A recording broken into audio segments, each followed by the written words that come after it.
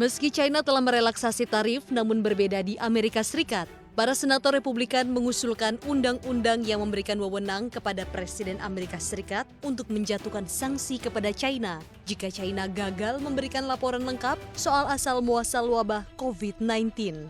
Sanksi bisa berupa pembukuan aset, larangan perjalanan, pencabutan visa, pembatasan pinjaman untuk bisnis asal China oleh lembaga Amerika, dan larangan listing di bursa. Senator Republikan meyakini China memanipulasi data penyebaran COVID-19.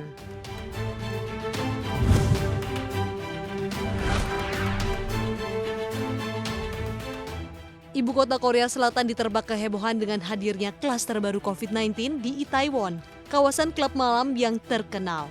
Pihak berwenang telah melacak dan menguji lebih dari 7.000 orang yang berkaitan, termasuk keluarga dan rekan kerja dari mereka yang pergi ke klub malam di kawasan Itaewon. Sedikitnya 102 orang yang terhubung dengan klaster ini telah dinyatakan positif, memicu kekhawatiran gelombang kedua setelah Korea Selatan mulai melonggarkan pembatasan sosial untuk menahan penyebaran COVID-19.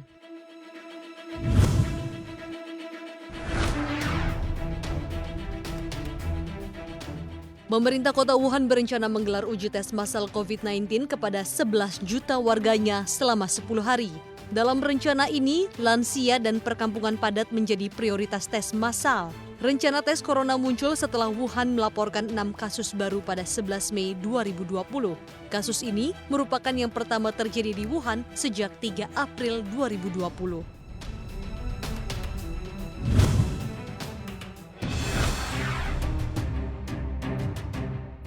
Sebanyak 1.100 perusahaan atau kantor di Jakarta masih melanggar aturan pembatasan sosial berskala besar atau PSBB. Dari jumlah ini, 118 diantaranya ditutup sementara. Perusahaan yang ditutup sementara ini tersebar di 5 kota Jakarta dengan rincian 49 perusahaan di Jakarta Selatan, 45 di Jakarta Barat, 37 perusahaan di Jakarta Utara, 32 perusahaan di Jakarta Pusat, dan 25 perusahaan di Jakarta Timur. Penutupan perusahaan ini berimbas pada 16.576 pekerja atau buruh ikut dirumahkan.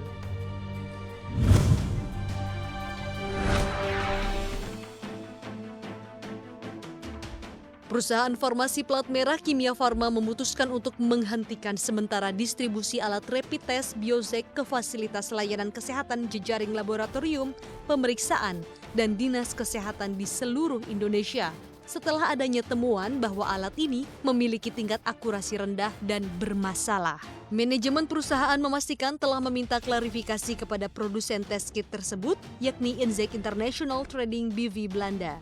Sebelumnya impor alat rapid test telah berlangsung sejak pertengahan April 2020. Alat tes ini disebut telah lulus dari persyaratan hukum untuk diperdagangkan dan dikomersialisasikan di Eropa.